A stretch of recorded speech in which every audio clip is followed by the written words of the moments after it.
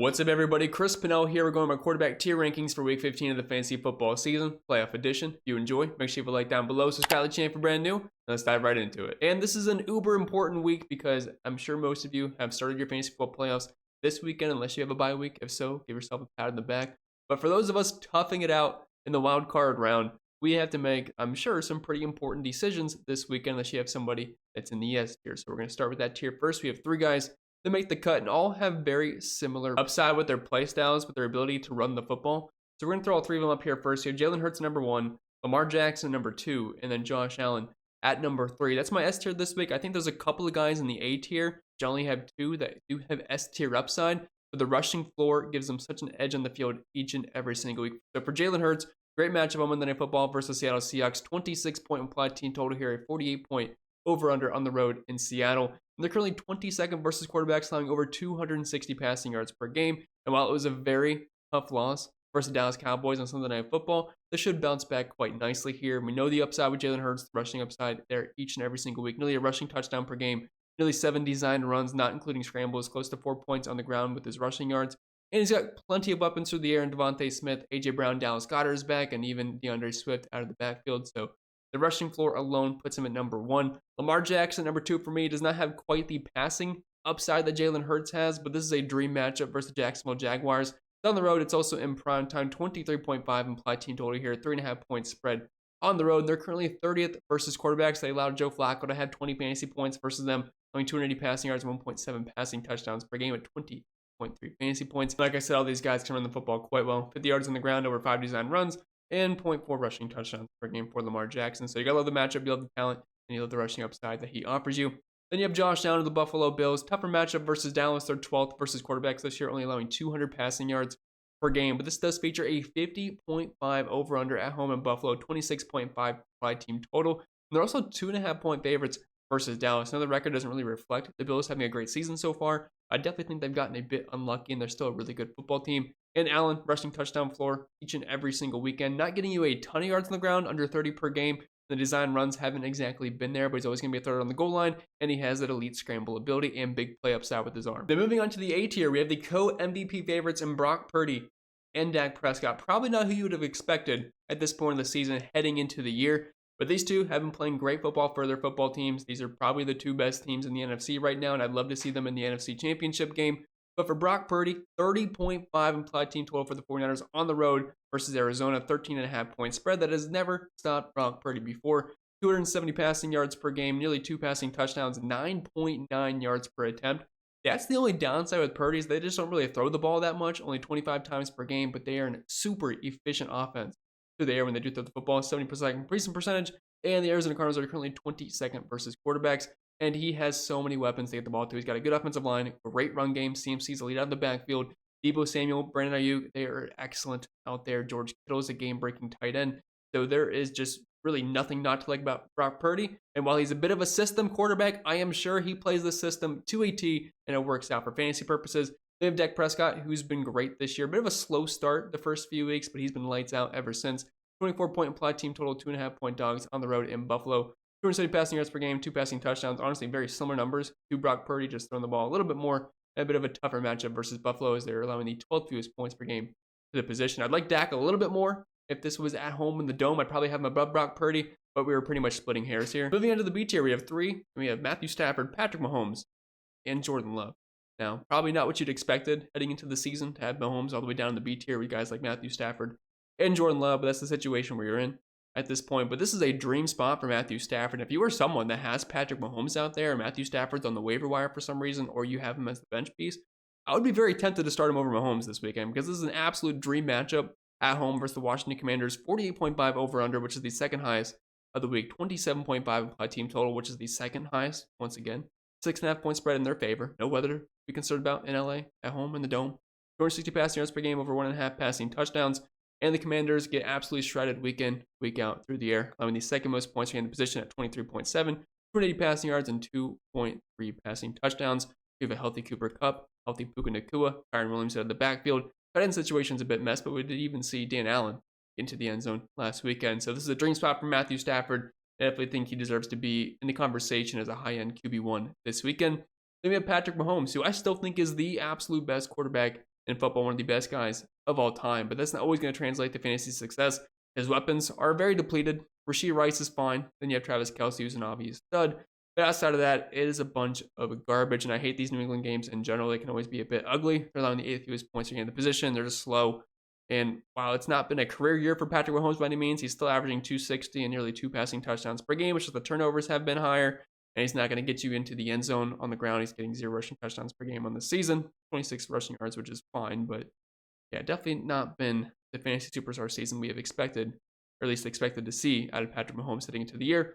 And then we have Jordan Love, who this is the highest I've had him in the rankings all season long alongside Matthew Stafford. But it's a great spot versus Tampa Bay Buccaneers. They're on the 5th most points in the position at 21.3, 280 passing yards, and nearly 1.5 passing touchdowns per game.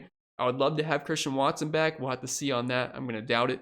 You still have Jaden Reed, though, who's been excellent, super fast out there. Romeo Doubs and Tucker Kraft's been fine, filling in for Musgrave as well. But love the spot versus Tampa Bay. They're playing at home, 22.5 implied team total. And while the yardage hasn't been great for Jordan Love this year, he has been getting to the end zone quite often, and he offers you just a little bit of rushing upside, which is always nice. And moving on to our C tier, we're going to lead off with Tua, who had a very disappointing game versus the Tennessee Titans. Blew the 13-point lead, I believe they had, which I read on Next Gen Stats that it was the second most improbable comeback statistically of NFL history, which is absolutely insane. So Miami blew that one.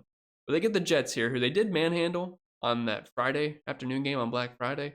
But this is a tough matchup for Tua in general. He only had 9 fantasy points in that game. But I mean, the fewest points in the position at 13.7, 185 passing yards, only 1 passing touchdown. This is definitely a better matchup for guys like Devonta Chan and Raheem Mostert on the ground. 24-point implied team total. Tua is still averaging nearly 290 passing yards per game on the season, but Tyreek Hill got banged up, and if there was any chance he missed this game, I mean, I'm not even sure I could start Tua in this one. I would say he's borderline startable this week anyway, so really tough matchup, but since the offense is so good, he's still going to present you upside for 2 passing touchdowns and 250 yards every single week. Then we have Russell Wilson of the Denver Broncos. Great matchup on the road in Detroit in the Dome, so don't have to worry about any weather. They're allowing the 4th most points in the position at 21.6, 250 passing yards, over 1.5 passing touchdowns. Now on the year, while the yardage is not great, he is averaging close to 2 passing touchdowns per game, not turning the ball over a ton. Doesn't throw the ball a lot though, only 26 times per game, but I do like the plus matchup here in this game. Should be somewhat high scoring, 26-point implied team total for the Detroit Lions and a 22-point implied team total for the Denver Broncos. And then we have Justin Fields of the Chicago Bears. Usually I would have rushing quarterbacks a bit higher. The problem is this is a brutal matchup. First, the Cleveland Browns are allowing the 4th fewest points in the position, only 180 passing yards per game, 14.7 points allowed, and they only have a 17-point implied team total. They're on the road in Cleveland. So a bit of a tough spot here for Justin Fields.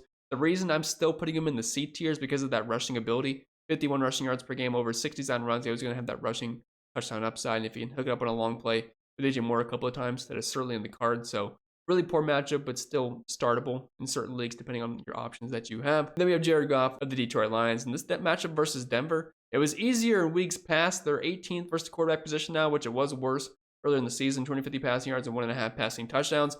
Obviously, he has not been playing his best football lately, and Detroit is typically where he plays his best football, so I still think he's a startable asset this week if you don't have many better options. Moving on to our D tier, honestly, all these guys are startable. They find themselves in pretty decent spots. We're going to start with Trevor Lawrence of the Jacksonville Jaguars. Horrible matchup versus the Cleveland Browns. There was supposed to be some decently bad weather in that game. Didn't really pan out. And he was going to come in on an ankle sprain, which I was very surprised he ended up starting. But he still had a pretty good day. 3 touchdowns, over 20 fantasy points. But pretty tough matchup here versus Baltimore. At least they're at home. But they're allowing the 3rd fewest points in the position at 13.9. 200 passing yards and only 1 passing touchdown. But Lawrence has shown he has some rushing upside in recent weeks. I do worry about him being injured. But he seemed fine versus Cleveland. So I guess it's something that we don't have to really be too concerned about. Sam Howell had an excellent fantasy season. And while his last matchup versus Miami did not go well for the team overall, still got you over 20 fantasy points in that outing. 270 passing yards per game, throwing the ball a ton, over 35 times. 65% completion percentage, and doesn't run the ball a ton, but it does get you close to 20 rushing yards per game on the ground. And very quietly, 0.4 rushing touchdowns per game this year. And the Rams are 25th versus quarterbacks, and this should be high scoring. They're 6.5-point dogs on the road, 48.5 over under. So they should be playing catch up. So I think Hal is certainly streamable this week if you were just in a pinch for some reason. Then we have Geno Smith, who's dealing with an injury, missed the game versus the 49ers, which I'm sure he's probably thankful for because that is a pretty tough defense. And he didn't have a good time versus them in the first outing. But it's a great spot versus Philly. They are the worst team in the league versus quarterbacks, allowing 23.8 points per game, 200 passing yards, 2.25 passing touchdowns. He's got good weapons. DK Metcalf, JSN, Lockett out there. So if he's good to go, it's a great matchup on Monday Night Football versus Philly, but the injury situation is obviously up in the air right now. And then we have Jake Browning of the Cincinnati Bengals. In the previous 2 weeks, he's actually been pretty good, especially for fantasy purposes. So if you want to fire him up once again this week, I am fine with that versus Minnesota. Me personally, I'm in an 18-team league. I have him and Josh Dobbs on my roster, and I'm going with Jake Browning. He's been good for me, and I have Jamar Chase as well, so it just makes sense from a stacking standpoint. But in his games this year, 9.1 yards per attempt, a 75% completion percentage. In the matchup versus Minnesota, it's a bit easier to throw in them than it is to run in them, so I am fine with Jake Browning as a top 20 quarterback option this week. And moving on to the F tier, we have CJ Stroud leading us off, and he is a big question mark right now. That's why I have him so low. I don't think he's an F tier type quarterback. Obviously, the loss of Tank Dell hurts. Nico Collins left the game early last week. It was a brutal matchup versus the Jets, and obviously that did not go well for fantasy purposes whatsoever. So if Nico Collins is out, I mean, CJ Stroud just doesn't really have too many other guys to get the ball to. Yes, you have Mechie, Noah Brown, and Robert Woods, but I'm not too excited about it. Plus, Dalton Schultz has been out as well. And he's also in the concussion protocol, so it's not even a guarantee that he plays this week. So that's why I have him this low. It's a good matchup versus Tennessee through the air, but it's just a big question mark at the moment. Kyler Murray, he's always going to be playable because of the rushing upside. Just a tough matchup versus the 49ers, allowing the fifth fewest points per game to the position. They should be trailing, which is fine. They're playing at home, 13.5 spread in the 49ers' favor, but I do have my concerns in this matchup. Joe Flacco for the Cleveland Browns. Honestly, not a terrible start versus the Chicago Bears. Now, I'm not saying they have a terrible defense, but they are a bit easier to throw on than they are to pass. 19th versus the position, allowing 19 points per game.